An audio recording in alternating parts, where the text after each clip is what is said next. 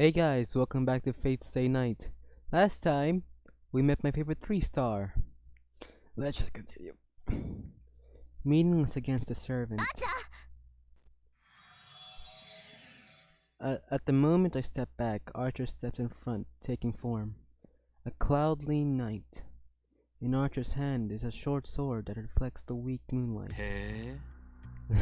Oh no. The man crooks his mouth. A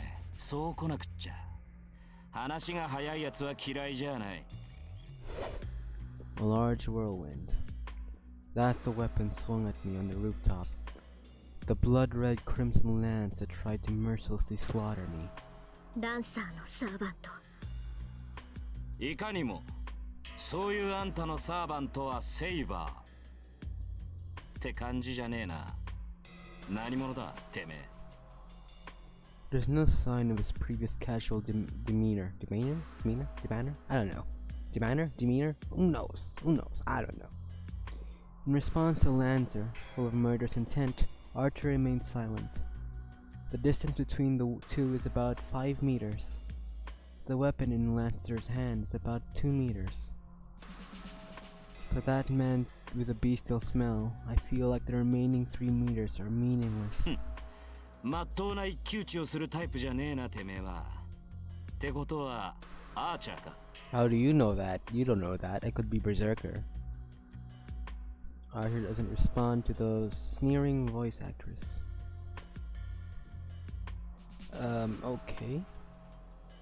Confronting each other strangely are red and blue. The two counterfeit colored knights are already watching for the other's clinching blow. Whatever, man. I can't say these hard words. They're so hard to pronounce. Visual novels. いいぜ。好みじゃねえが、出会ったからにはやるだけだ。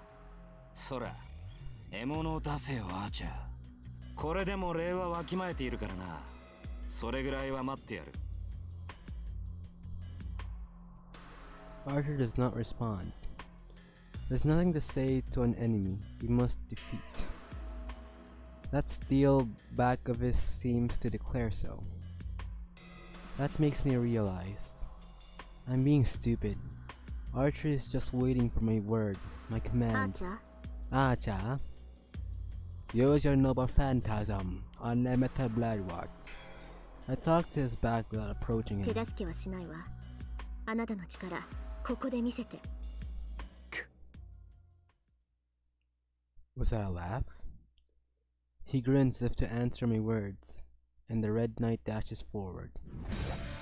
Not straight away, twirling gusts of wind. Short sword in hand, the red bullet launches. Bakanga! What meets him is a blue spear thrust. If the dashing archer is a raging wind, the responding spear hand is in the divine wind, whatever. The sword is swung, a swing to deflect the thrust. Archer parries the thrust with a high-speed lance with his short charge. The one in red stops. The enemy did not permit Archer's rush. The enemy doesn't even let him get within 2 meters, the range of the spear. For a long weapon, distance is always preferred. As Lancer has a weapon almost 2 meters long, he only needs to attack when the enemy comes into his range. Thrusting at an approaching enemy is easier than moving out yourself. But even so, Lancer closes his distance himself and doesn't even allow Archer to move forward.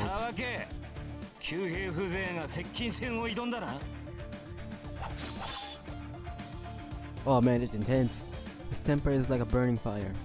Lancer closes in with each blow with no thoughts of stopping. The long weapon is suicidal to close to an enemy. The spearman's tactic is to use their long range to defeat the enemy and win the battle. So as Lancer is just advancing unchecked, he doesn't have a chance of winning. But that's just by the book.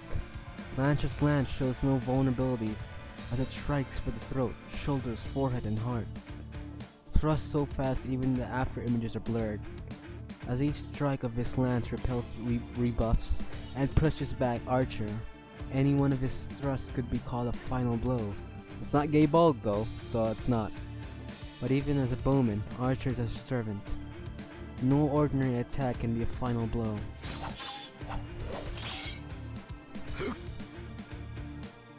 Having a pellet lance aimed at his forehead, Archer closes in with speed superior to Lancer's glance. I mean, he's in FGO, he's in a class disadvantage since, you know, Lancers are strong against Archers. Based on its shape, you may think that the main attack of a lance is a thrust, but the basic strength of a lance is in swings. This is because the wide swing using its long range does not allow the enemy to dodge it by stepping back. A partial retreat does not allow escape, and an attempt to counterattack will only result in a slashed stomach.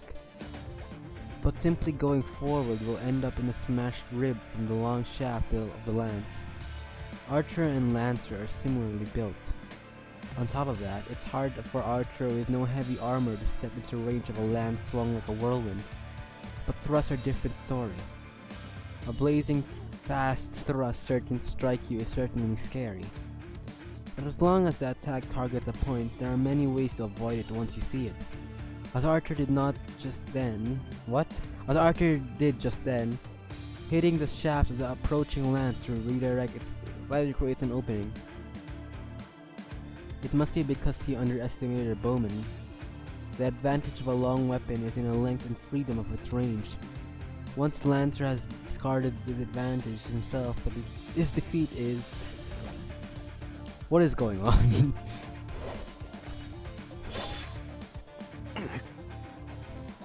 The one in red stops. A nightmare-like time is reversing. The thrust is faster than its previous one. Archer tries to parry the blow, but he gets flickered away along his weapon. There are no opening in Lancer's attack. No, not just that. The thrust increases in speed and power, without limit, and it becomes a final blow even for a servant. We were the ones that underestimated him. For that servant, for Lancer's weapon, there are no general rules about lances. Who could ever parry continuous attacks without even space to breathe between them? Archer manages to retreat a bit and parries, and as a result, the distance between them opens a little. The distance. Lancer used that distance as a runway to launch an even more powerful attack. Oh, my eyes hurt. The raging continuous attack is only a repetition of that, but the blows themselves are godlike. 10 blows already. No, it must actually be many times more than that. The heavy rain of lance pours with yet more strength, trying to skewer Archer to death. I'm running out of breath. It's not fast, but it's just skill. It thrusts like a waterfall with no change in speed. What can Archer do as is now on the defensive? With such a short sword, he can only parry the lance. He has no way to choose on a Lancer, and he continues to retreat. A vacuum of steel unfolds. Support. I have to back Archer up, but my throat won't respond. My magic has poor aim. Unless Archer gets far away from Lancer, I will hit him with my magic as well. Such an opening would only increase Lancer's advantage. And besides, frankly, I'm captivated. This is a battle between servants. This is the Holy Grail War itself, where we use heroic spirits, the highest ranks of familiar, whom we would never otherwise obtain. Dude, I can't read straight. I need glasses! Servants. Dude, what are these? Are these, like, normal? Or am I the only one seeing them? These are the highest ranked familiars called heroic spirits that the Holy Grail summons. So it's misleading to call them familiars.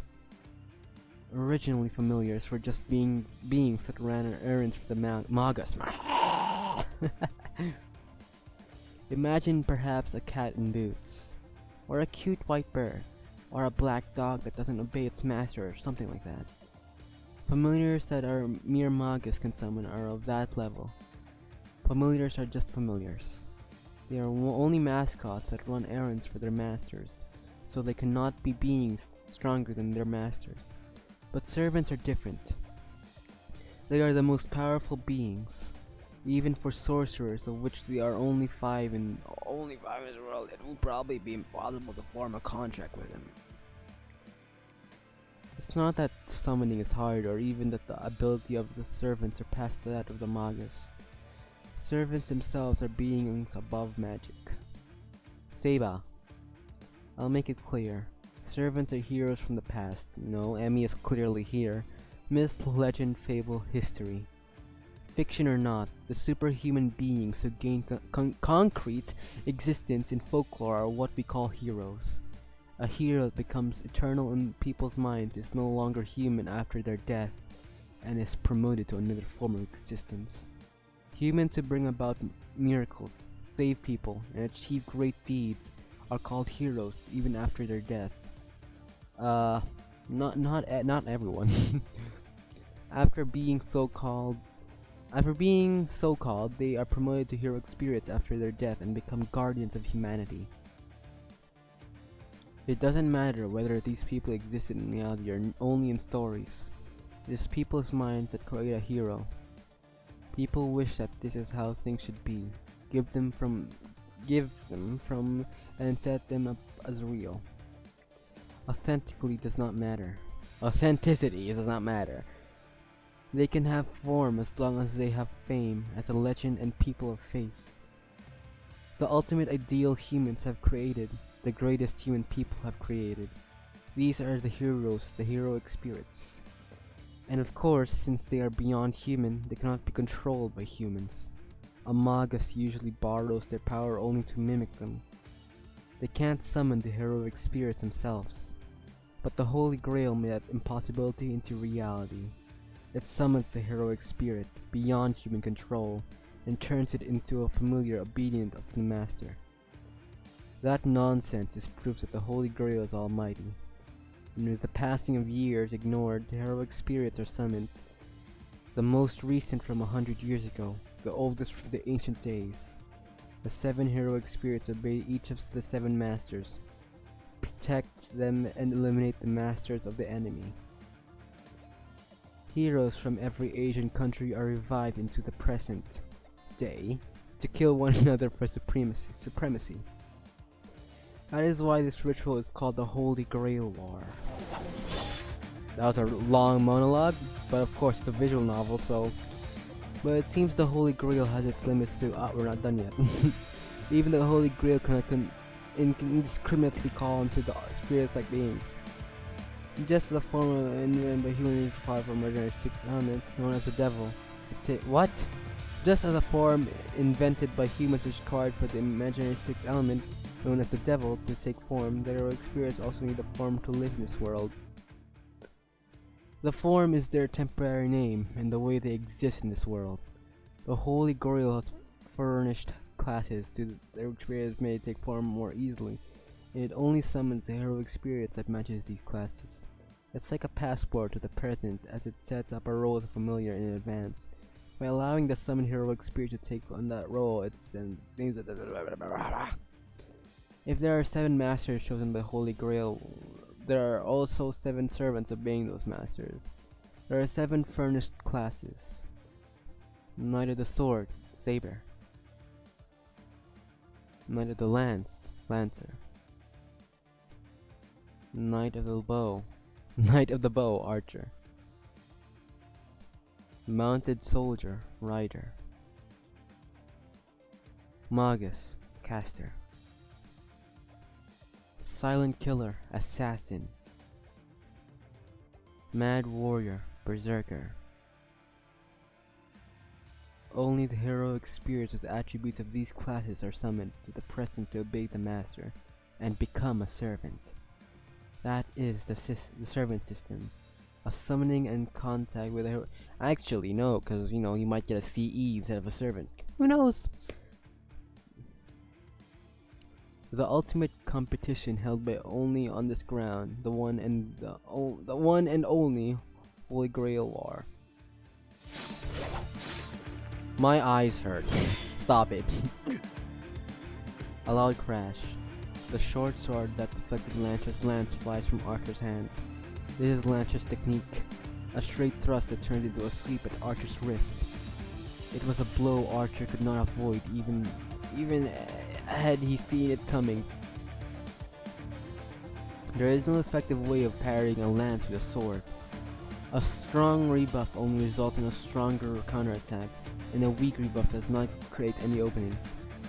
The important aspect of the battle between a sword and a lance lies in defeating the enemy when he is at the wrong range. Alright, I'm actually getting it here.